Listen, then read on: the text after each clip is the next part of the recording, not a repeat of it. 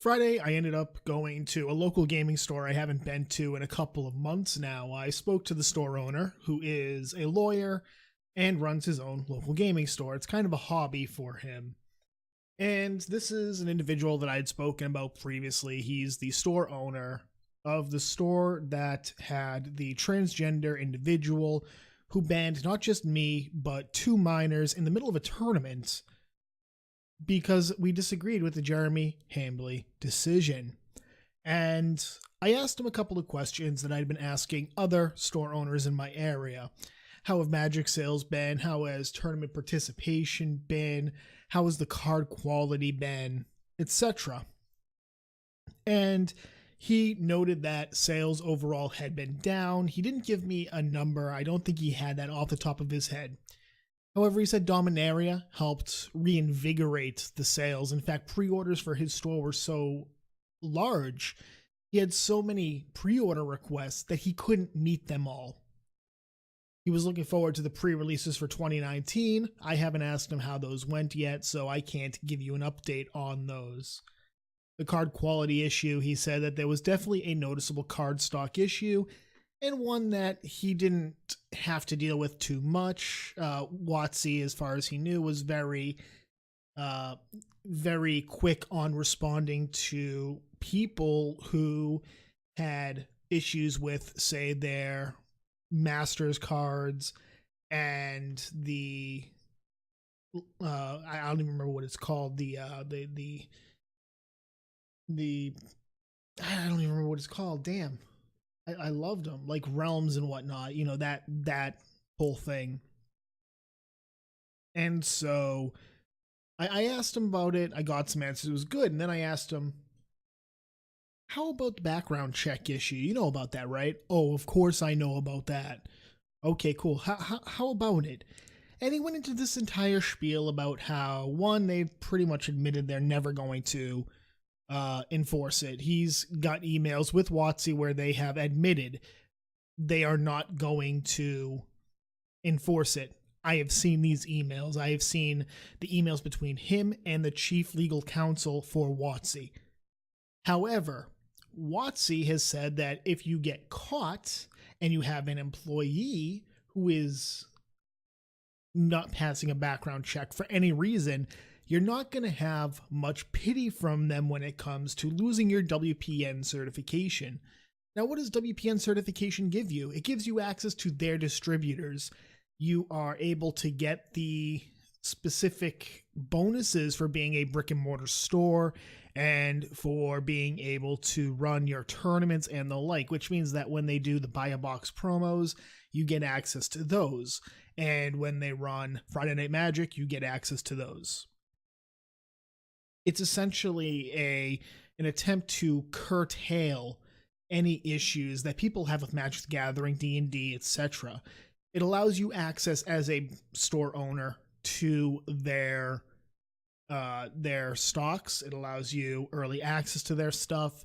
It gives you a lot of perks, a lot. And at one point, this was pretty big. It was pretty big to be able to have Friday Night Magic, the promotional cards, all that good stuff. When he told me this, I knew at the time that this was true. We've said this before, but he also brought up one thing in the midst of telling me a story. Now, this story I haven't been able to verify. I have not been able to verify, so let me say this right off the bat. We're looking at the announcement made in January concerning background checks that WotC requires stores to make. Now, what we want to look at is right here.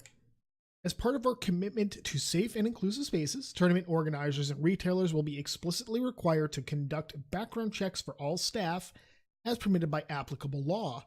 This includes Channel Fireball events Grand Prix, local store events like Friday Night Magic, and professional events like the Pro Tour and World Magic Cup, as well as convention play run by Wizards. Now, what you really care about is the first part of that. Organizers and retailers will be explicitly required to conduct background checks for all staff. They're not saying anything about people who deal specifically with Magic tournaments. They're not saying people who deal specifically with Magic products or D&D. They are saying all your employees have to pass a background check. Now, this is why they're going to get away with this, because this is something that a lot of companies do anyways. This is how they pass off the costs of the background checks. They know most companies do these background checks for insurance reasons, for employment reasons. So what they're doing is saying, we want you to do pretty much everything that you would normally do.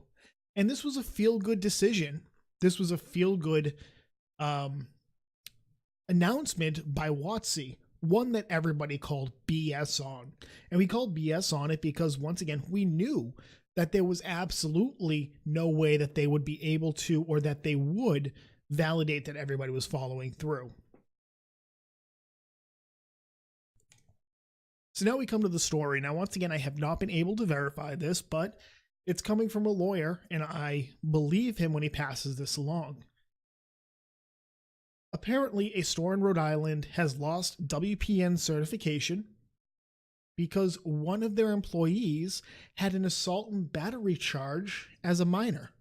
Now, this charge was apparently supposed to be expunged. This person dealt specifically with their 40K.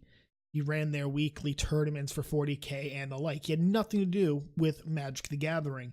And when the store owner found out that he was losing WPN certification, he got confirmation of it. He fought it. And WotC's claim is that apparently, under the Making Magic Spaces Safer announcement, he was going to lose it because of that. Now, once again, I can't verify the validity of the story. I'm passing it on because it came from somebody I trust. It came from an attorney, an officer of the court. He wouldn't make something like this up. The store does not fight for his the same customers he has. It's too far away.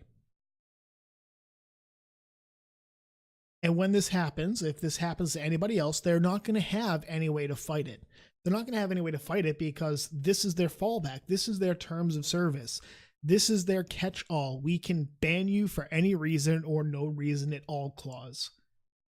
As we said, they have no way to actually enforce it. They have no way to validate that everybody has been checked.